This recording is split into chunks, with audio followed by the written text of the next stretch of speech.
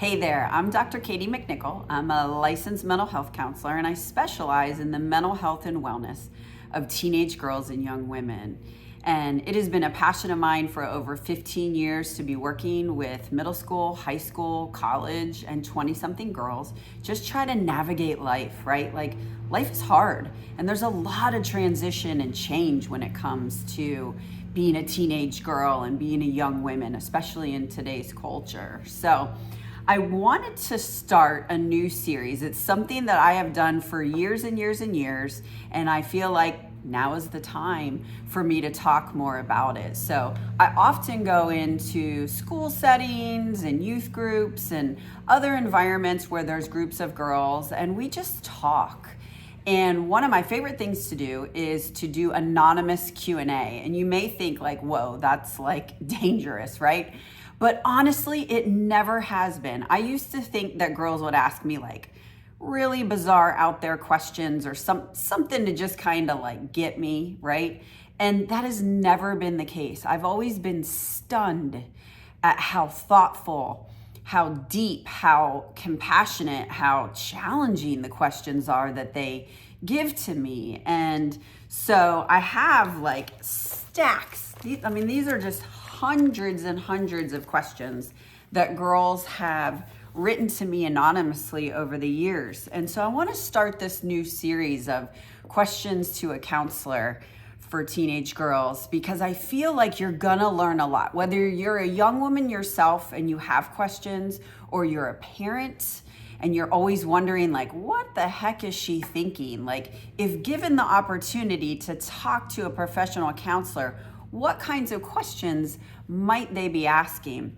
It's been cool as I've gone through them over the years to see, yes, culture has changed. Yes, technology plays a major role, but you'd be kind of stunned, or you might be stunned as we go through some of this, that girls are still dealing with the same questions we did 30, 40, 50 years ago. It may be different because of culture, and it may be different because of technology.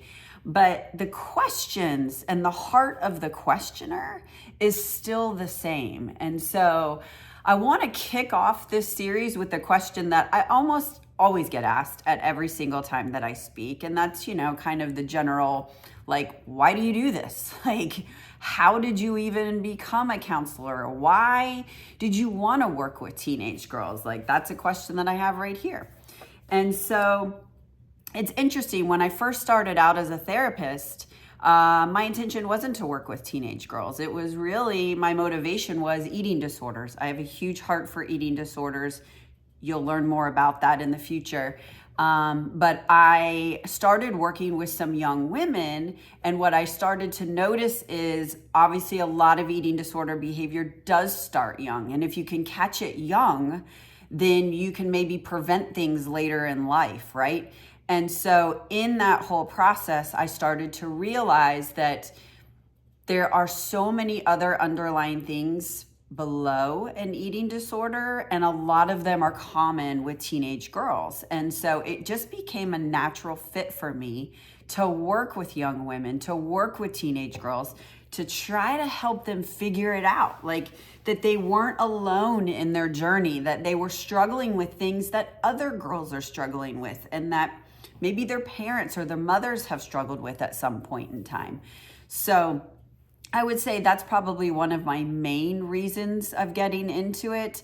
I really like working with teenage girls. Sometimes people think I'm crazy for saying that, but I do. I have a natural connection. The clients that I work with, I think, would tell you that there is something about building trust with teenage girls. They can smell it from a mile away. If you are not interested, if you don't really care about their world, if you can't talk about their world.